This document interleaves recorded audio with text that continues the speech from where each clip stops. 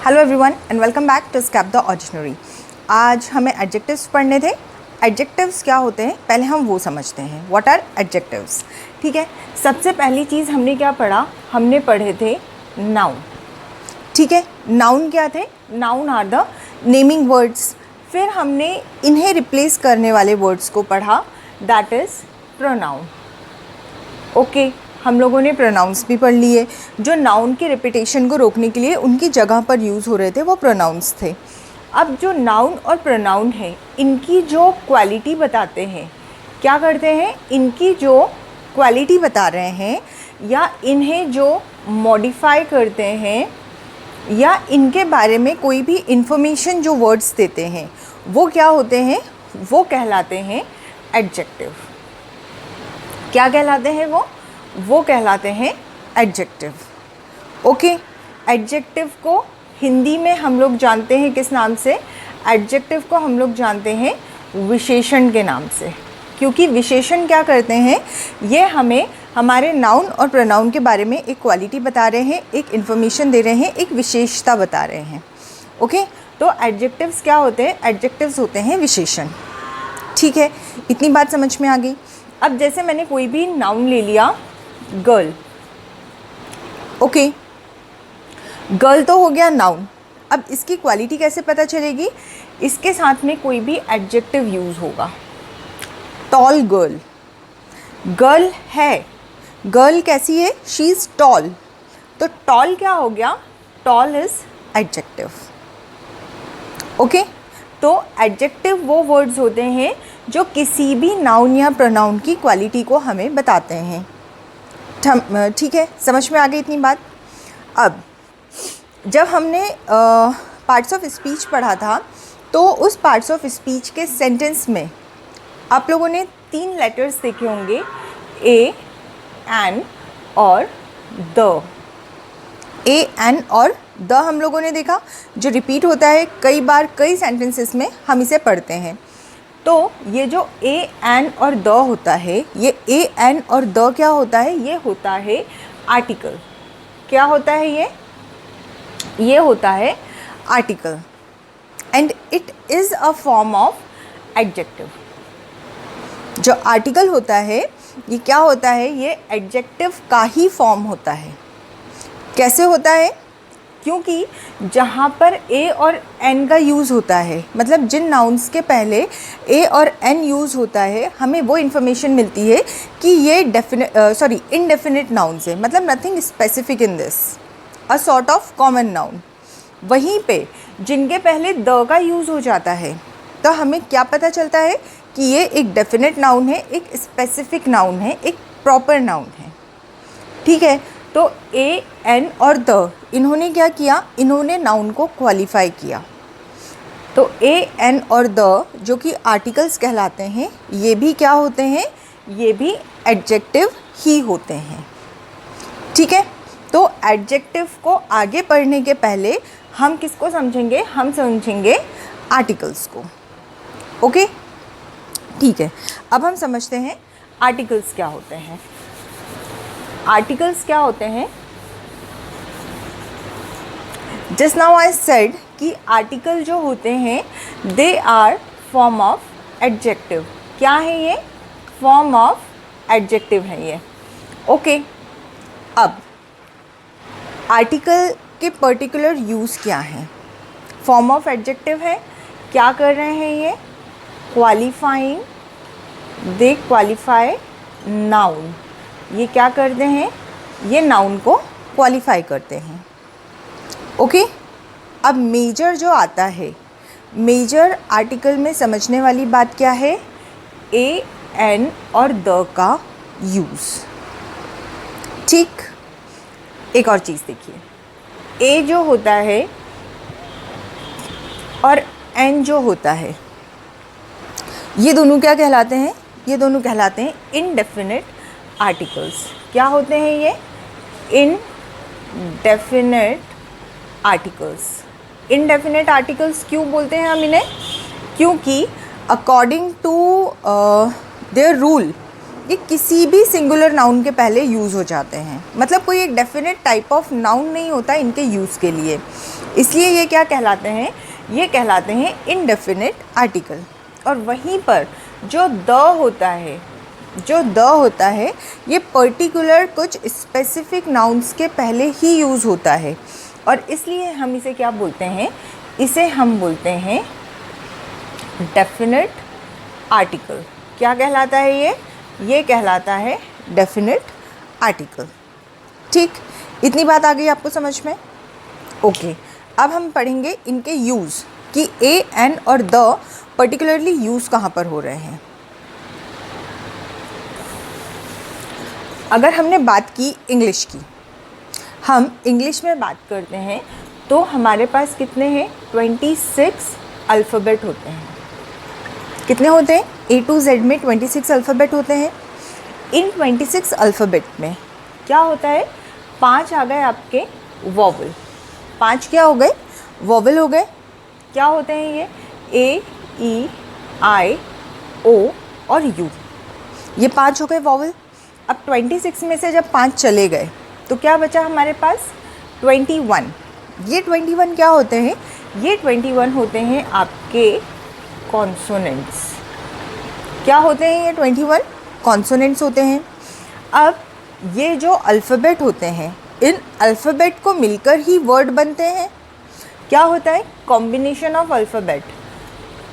जब alphabet combine होते हैं टू फॉर्म, क्या फॉर्म करते हैं ये? वर्ड्स को फॉर्म करते हैं। अल्फ़ाबेट, लेटर आपस में ग्रुप अप होते हैं, क्या बनाते हैं? वर्ड्स बनाते हैं। ओके, तो इन अल्फ़ाबेट में 5 हो गए आपके वॉवल और 21 हो गए आपके consonants. Okay, vowel A, E, I, O, U and except these 5 जितने भी लेटर बचे वो लेटर क्या हो गए? आपके कॉन्सोनेंट्स हो गए। ओके, तो ये क्लियर हुआ। हमारे पास क्या होता है, हमारे पास इंग्लिश में 26 अल्फ़ाबेट है, जिसमें से 5 है हमारे vowel A, E, I, O, U और 21 है हमारे कॉन्सोनेंट्स। ठीक, इन्हें रिकॉग्नाइज़ करना क्यों ज़रूरी है? इन्हें रिकॉग्नाइज़ करना इसलिए ज़रूरी है क्योंकि जब हम पढ़ते हैं आर्टिकल A, जब हम पढ़ते हैं आर्टिकल N और द, तो अभी हम द को पूरी तरह भूल जाते हैं। सबसे पहले हम क्या पढ़ेंगे? हम पढ़ेंगे आर्टिकल A और आर्टिकल N। आर्टिकल A और आर्टिकल N ये दोनों कैसे हैं? ये दोनों हैं इनडेफिनेट आर्टिकल्स। कैसे हैं ये? ये हैं इनडेफिनेट आर्टिकल। इनडेफिनेट मतलब अनिश्चित, अनस्पेसिफिक। ओके, इनडेफिनेट आर्टिकल्स हैं ये। अब इनके यूज़ क्या होते हैं, यूज़ कहाँ पर होते हैं? जो A होता है ये किसके पहले यूज़ होता है? ये यूज़ होता है कॉन्सोनेंट साउंड के पहले। जब हम A, N का यूज़ देखते हैं तो A, N के यूज़ में हमें साउंड और वॉवल कॉन्सोनेंट को देखना होता है। तो जब हम A का यूज़ करते हैं तो A कहाँ पर यूज़ होता है? A यूज़ होता है बिफोर अ कॉन्सोनेंट। तो बिफोर अ कॉन्सोनेंट मतलब A, E, I, O, U को छोड़ के जो 21 लेटर्स बचे उनमें से अगर कोई वर्ड यूज़ हो रहा है, उनमें से कोई अगर वर्ड क्रिएट हो रहा है तो उसके पहले क्या यूज़ होना चाहिए? A का यूज़ होना चाहिए। N की बात करें तो N किसके पहले यूज़ होता है? N यूज़ हो जाता है आपके वॉवल के पहले। ठीक है, A यूज़ कर लिया हमने कॉन्सोनेंट के पहले, N का यूज़ कर लिया हमने वॉवल के पहले। ओके, अब हम देखते हैं इसके एग्जाम्पल्स। अब इसके एग्जाम्पल्स में हम लोग देख लेते हैं university and honour. University, honour. Okay, bat, egg. ठीक, अब कॉन्सोनेंट के पहले लगना चाहिए A, तो ये लग गया A, ये लग गया A। वॉवल है, वॉवल के पहले लगना चाहिए N, ये लग गया N, ये लग गया N। ठीक है, लेकिन ये वाला यूज़ तो सही है पर ये गलत है। एच से शुरू हो रहा है, AEIOU में एच नहीं आ रहा है, लेकिन इसके पहले यूज़ का होगा, एन का होगा। क्यों? यूनिवर्सिटी, यू, AEIOU 5 वॉवल में आ रहा है, लेकिन इसके पहले एन का यूज़ नहीं हो रहा, ए का यूज़ हो रहा है। क्यों?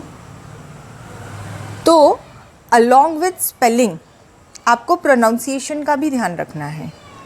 कैसे? जो आपका ए होता है इसे कॉन्सोनेंट से शुरू भी होना चाहिए, और जब आप इसे प्रोनाउंस करोगे तो इसमें स्वर का उच्चारण नहीं होना चाहिए। हिंदी के स्वर और व्यंजन आपको पता है, तो जब आप इसे उच्चारण करो, मतलब आप इसे प्रोनाउंस करो, तो आपका जो प्रोनाउंसिएशन होना चाहिए वो भी व्यंजन ही होना चाहिए।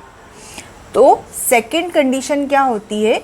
इसके प्रोनाउंसिएशन में व्यंजन का प्रोनाउंसिएशन होना चाहिए। अब देखते हैं BAT, बैट। क्या पढ़ा हमने? बी कॉन्सोनेंट्स में आता है, और जब हम इसका प्रोनाउंसिएशन देखते हैं तो प्रोनाउंसिएशन क्या है? ब बकरी का क्या होता है? व्यंजन होता है। तो इसके पहले क्या लग गया? ए लग गया। ऊपर HONOUR शुरू किससे हो रहा है? शुरू हो रहा है वो एच से, जो कि ऑब्वियसली कॉन्सोनेंट है, लेकिन जब आप इसे प्रोनाउंस करते हैं, जब आप इसे बोलते हैं, तो it is not pronounced as honour. What it is pronounced? It is pronounced as honour. इसका प्रोनाउंसिएशन क्या होता है? ऑनर। तो अ से आहा तक क्या होते हैं? स्वर होते हैं हमारे, और ये क्या हो गया? ये व्यंजन नहीं है, मतलब लिखा तो कॉन्सोनेंट से है, लेकिन प्रोनाउंसिएशन में क्या है? व्यंजन नहीं है। तो इसलिए क्या होगा? यहाँ पर ए का यूज़ नहीं होके किसका यूज़ किया हमने? एन का यूज़ किया। आ गई बात समझ में? सिमिलरली जब हम एन के यूज़ की बात करते हैं तो एन की शुरुआत वॉवल से होनी चाहिए, मतलब AEIOU, ठीक है। स्पेलिंग में AEIOU होना चाहिए। और दूसरी कंडीशन क्या होती है कि जब आप उसे प्रोनाउंस करते हैं तो उसका प्रोनाउंसिएशन में क्या आना चाहिए? उसके प्रोनाउंसिएशन में आपको स्वर की प्रोनाउंसिएशन, स्वर का उच्चारण होना चाहिए, ठीक। एग शुरू किससे हो रहा है? ई से, AEIOU, एक कंडीशन फुल। लिखें, प्रोनाउंस करें, क्या प्रोनाउंस होता है? ए स्वर है, मतलब यहाँ पर एन आएगा। यूनिवर्सिटी शुरू किससे हो रहा है? यू से, लेकिन जब आप इसे प्रोनाउंस करेंगे तो क्या हो जाएगा? यू। यज्ञ का क्या होता है? व्यंजन होता है, स्वर नहीं होता। इसलिए यहाँ पर क्या होगा? एन का यूज़ नहीं होके हम किसका यूज़ करेंगे? ए का यूज़ करेंगे, ठीक है। आई आपको इतनी बात समझ में कि जो ए और एन का यूज़ होता है, पहली चीज़ वो किस पे डिपेंड करता है? ये जो 26 अल्फ़ाबेट है, इनमें 5 जो कॉन्सोनेंट और वॉवल के डिफ्रेंशिएशन है। तो पहली कंडीशन इनकी होती है, ए के लिए कॉन्सोनेंट से शुरू होना चाहिए, एन के लिए वॉवल से शुरू होना चाहिए। दूसरी कंडीशन ये होती है कि जब आप इस वर्ड को बोलो, प्रोनाउंस करो, तो उस समय में क्या होना चाहिए? व्यंजन का उच्चारण होना चाहिए, और यहाँ पर स्वर का उच्चारण होना चाहिए। तो आप ए का यूज़ करोगे और यहाँ पर एन का यूज़ करोगे, ठीक। आगे इतनी बात समझ में? जैसे यहाँ पर 1 rupee note, okay. MBA student, हमने इसे पढ़ा, शुरू किससे हो रहा है? ओ से। कहाँ आना चाहिए? एन के साइड आना चाहिए, नहीं। क्यों? प्रोनाउंस क्या हो रहा है? वो। इसलिए क्या आएगा? ए। एम कॉन्सोनेंट है, ए के पास जाना चाहिए पर नहीं जाएगा। प्रोनाउंस क्या हो रहा है? एम। ए क्या होता है? स्वर। क्या आ जाएगा? एन। ठीक, आ गई इतनी बात समझ में? ये था ए और ये था एन। कॉन्सोनेंट से शुरू होना चाहिए, प्रोनाउंस व्यंजन होना चाहिए। वॉवल से शुरू होना चाहिए, प्रोनाउंस स्वर होना चाहिए। ठीक है, अब हम पढ़ेंगे द को। द को हमने क्या बोला है? द को हमने बोला है डेफिनेट आर्टिकल। ठीक है, द क्या है? डेफिनेट आर्टिकल है। अब द जो है उसका यूज़ इस तरह से किसी लेटर के यूज़ पे डिपेंड नहीं करता। उसके लिए कुछ सर्टेन कंडीशंस है, कुछ सर्टेन ऑब्जेक्ट्स हैं, कुछ सर्टेन नाउन्स है जिनके पहले ही आप द को यूज़ कर सकते हो। आप द को हर कहीं यूज़ नहीं कर सकते, इसलिए द को हमने क्या बोला है? Definite article. ठीक है, अब सबसे पहला जो द होता है वो यूज़ होता है किसके पहले? सुपरलेटिव्स के पहले। जो सुपरलेटिव डिग्री होती है, अब सुपरलेटिव डिग्री क्या होती है? जिसके एंड में EST लगता है। जैसे this is the smallest pain in the world. Smallest मतलब इससे छोटा अब कुछ भी नहीं होगा। This is the longest river of the world. तो लॉन्गेस्ट मतलब इसके आगे कंपैरिजन में इससे बड़ा आप कोई कंपैरिजन नहीं कर सकते। तो इस तरह के जो EST वाले वर्ड होते हैं, उन EST वाले वर्ड्स के पहले किसका यूज़ होता है? द का यूज़ होता है। फिर river, oceans, seas, holy books, इसके अलावा आपके आ जाते हैं माउंटेन रेंजेस। माउंटेन रेंजेस, इनके सबके पहले द का यूज़ होगा। ओके, फिर आपका आ जाता है प्रॉपर नाउन।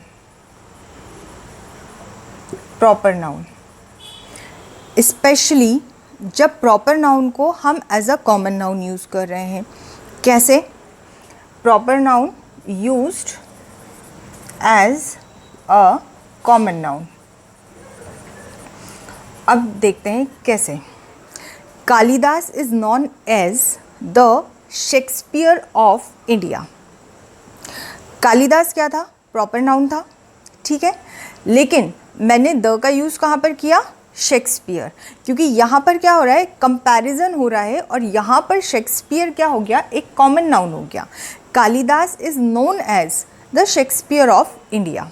तो इस तरह की जो कंडीशन बनती है वहाँ पर आप किसका यूज़ करोगे? वहाँ पर आप यूज़ करोगे द का। ठीक, इसके बाद में जो डेजिग्नेशंस होते हैं, डेजिग्नेशन या जो पोस्ट होती हैं, उनके पहले क्या लगता है? द का यूज़ होता है। जैसे president, the president. Director, the director. Principal, the principal. Okay, तो ये जो डेजिग्नेशंस होती हैं, इन डेजिग्नेशंस में क्या लगेगा? द का यूज़ होगा। फिर उसके बाद में group of countries, group of islands. Group of islands, group of islands के पहले भी किसका यूज़ होगा? ग्रुप ऑफ आइलैंड के पहले भी द का यूज़ होगा। और कुछ स्पेसिफिक कंट्री नेम्स जो अपने आप में एक डेफिनेशन रखते हैं, उन कंट्री नेम्स के पहले क्या यूज़ होता है? द का यूज़ होता है। ठीक है, सो इसके अलावा और द का यूज़ कहाँ पर होगा? इसके अलावा द का यूज़ होता है म्यूज़िकल इंस्ट्रूमेंट्स में। जो म्यूज़िकल इंस्ट्रूमेंट्स होते हैं उनके लिए भी क्या यूज़ होता है? उनके लिए भी द यूज़ होता है। Musical instruments, musical instruments. ठीक है, तो these are the articles a, N और द। ओके, आर्टिकल्स क्या हैं? आर्टिकल्स एडजेक्टिव्स ही हैं, क्योंकि ये क्या कर रहे हैं? ये नाउन को क्वालिफाई कर रहे हैं। ए और एन जो होते हैं ये हमें बताते हैं कि नाउन स्पेसिफिक नहीं है, द नाउन इज़ इंडेफिनिट। और द हमें बताता है कि जो नाउन है वो स्पेसिफिक है, स्पेशल है, एक डेफिनेट नाउन है। इसलिए आर्टिकल ए, एन और द किस कैटेगरी में आते हैं? एडजेक्टिव्स की कैटेगरी में आते हैं। Okay, now there are some conditions जहाँ पे आप ए, एन और द को यूज़ नहीं करेंगे। कुछ कंडीशंस होती हैं जहाँ पर ए एन और द को यूज़ ओमिशन कर दिया जाता है। ठीक है, अब कहाँ होता है वो ओमिशन? वो ओमिशन होता है आपके एब्स्ट्रैक्ट और मटेरियल नाउन के पहले। मतलब कौन से नाउन हो गए आपके? Uncountable noun. अनकाउंटेबल नाउन के पहले आप आर्टिकल का यूज़ नहीं करेंगे। Uncountable nouns. अनकाउंटेबल नाउन्स क्या होते हैं? Uncountable nouns are the nouns जिन्हें आप काउंट नहीं कर सकते, जिन्हें आप कम या ज़्यादा में बता सकते हैं, वेट कर सकते हैं, मेजर कर सकते हैं, लेकिन काउंट नहीं कर सकते। मटेरियल एंड एब्स्ट्रैक्ट नाउन, उनके पहले क्या होता है? ए एन और द का यूज़ नहीं होता है। Okay, relatives. रिलेटिव्स की जब आप बात करते हैं उस टाइम पे ए एन और द नहीं लगाएंगे। ओके, फिर उसके बाद में डेज़, वीक डेज़ की जब बात करेंगे, जब भी हम ए एन और द का यूज़ नहीं करेंगे। फिर सब्जेक्ट्स, जब हम सब्जेक्ट्स की बात करते हैं तब भी हम क्या करते हैं? ए एन और द को अवॉइड करते हैं। ओके, और फिर प्लूरल्स। इतनी कंडीशन होती है जहाँ पर आर्टिकल्स को ओमिट कर दिया जाता है, मतलब आर्टिकल्स का यूज़ नहीं किया जाता है। ठीक है, तो it was all about the articles. Articles 3 होते हैं। 2 ए एन जो होते हैं ये इंडेफिनिट आर्टिकल्स होते हैं, 2 जो होता है ये डेफिनेट आर्टिकल होता है। ये कॉन्सोनेंट के पहले यूज़ होते हैं और साथ में प्रोनाउंसिएशन में व्यंजन, मतलब आपका लिखने में भी कॉन्सोनेंट होना चाहिए और साउंड भी कॉन्सोनेंट का निकलना चाहिए, तभी क्या होता है? ए का यूज़ होता है। यहाँ क्या होता है? वॉवल, और साउंड भी वॉवल का होना चाहिए, तो किसका यूज़ हो जाएगा? एन का यूज़ हो जाएगा। और द के लिए ये कुछ स्पेसिफिक कंडीशंस हैं जिनमें सिर्फ द का यूज़ होता है। ओके, अभी हमने देखा ए एन और द का यूज़। अब उस यूज़ के बेसिस पे यहाँ पर कुछ 10 सेंटेंसेस दिए हुए हैं, इन्हें हम सॉर्ट आउट करने वाले हैं। ठीक है, देखते हैं। I am sure you will have dash enjoyful stay. हमें कहाँ पर लगाना है? हमें यहाँ पर आर्टिकल का यूज़ करना है। अब यहाँ पर आर्टिकल का यूज़ करना है तो हम वर्ड कौन सा देखेंगे? ये वाला वर्ड देखेंगे। अब ये वाला जो वर्ड है ये किससे शुरू हो रहा है? ई से शुरू हो रहा है। ई वॉवल होता है और प्रोनाउंसिएशन भी क्या हो रहा है इसका? ई। तो दोनों कंडीशन में क्या कर रहा है? ये एन आर्टिकल की कंडीशन को सेटिस्फाई कर रहा है, तो यहाँ पर आर्टिकल यूज़ हो जाता है एन। ठीक, next one, dash Ganga is a sacred river. Ganga एक पवित्र नदी है। ठीक, क्या आ रहा है यहाँ पे? नेम ऑफ रिवर आ रहा है। हमने डेफिनेट आर्टिकल में पढ़ा था कि द जो होता है वो किसी भी नदी के नाम के पहले यूज़ होगा। Sun is dash greatest source of energy. यहाँ पर अगर हम देखें शुरू तो ये जी से हो रहा है, लेकिन क्या है ये? ग्रेटेस्ट, EST लगा है, मतलब ये सुपरलेटिव है। इसका मतलब ये है कि सन से बड़ा एनर्जी का कोई भी सोर्स नहीं है। तो यहाँ क्या आना चाहिए? यहाँ पर आना चाहिए the according to condition. His father is dash MLA। उसके पापा MLA है। शुरू किससे हो रहा है? कॉन्सोनेंट से, लेकिन जब हम इसे प्रोनाउंस कर रहे हैं तो वॉवल ए का साउंड आ रहा है, तो यहाँ पर क्या आ जाएगा? An MLA। Red is dash bright colour. Bright B consonant है और प्रोनाउंस भी क्या हो रहा है? ब्र, ब्राइट कलर। ओके, तो ये क्या हो जाएगा? Red is a bright colour. There was dash call from Punjab. Urgent, अ और यूज़ भी क्या हो रहा है? AEIOU वॉवल, तो ये क्या हो जाएगा? An. He is dash man, he is dash ablest man of the town. Ablest again EST का यूज़ कर रहा है, तो यहाँ पर क्या हो जाएगा? यहाँ पर आ जाएगा द। अगर ये EST नहीं होके सिर्फ एबल होता तो यहाँ पर आ जाता an. Delhi is dash London of India. यहाँ जो प्रॉपर नाउन है वो कंपैरिजन में as a common noun use हो रहा है, तो यहाँ क्या होना चाहिए? The. Delhi is the London of India. He is dash European. ये जो है AEIOU है, लेकिन प्रोनाउंस भी क्या हो रहा है, यू। तो यहाँ पर क्या आ जाएगा, ए। इंस्टेड ऑफ एन यहाँ क्या आएगा, ए।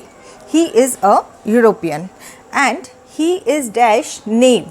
इसका प्रोनाउंसिएशन क्या हो रहा है, न, जो कि व्यंजन होता है, शुरू भी किससे हो रहा है, कॉन्सोनेंट से हो रहा है, तो अगेन यहाँ पर क्या आ जाएगा, ए। ओके, आई होप इस एक्सरसाइज के बाद आपको ए, एन और द का कंसेप्ट बहुत अच्छे से क्लियर हुआ होगा। ओके, कल हम एडजेक्टिव्स के आगे से हम पढ़ना शुरू करेंगे कि एडजेक्टिव्स होते क्या हैं। आप आर्टिकल को एक बार रिवाइज कर लीजिएगा। जब एडजेक्टिव्स खत्म होंगे तो इसके रिलेटेड एरर्स और एक्सरसाइज हम और करेंगे। Okay, don't forget to like, share and subscribe. Escape the ordinary. Take good care of yourself and your loved ones. Time Bye is bye. standing still as I let go of your cold hand. Eyes through wet, but lips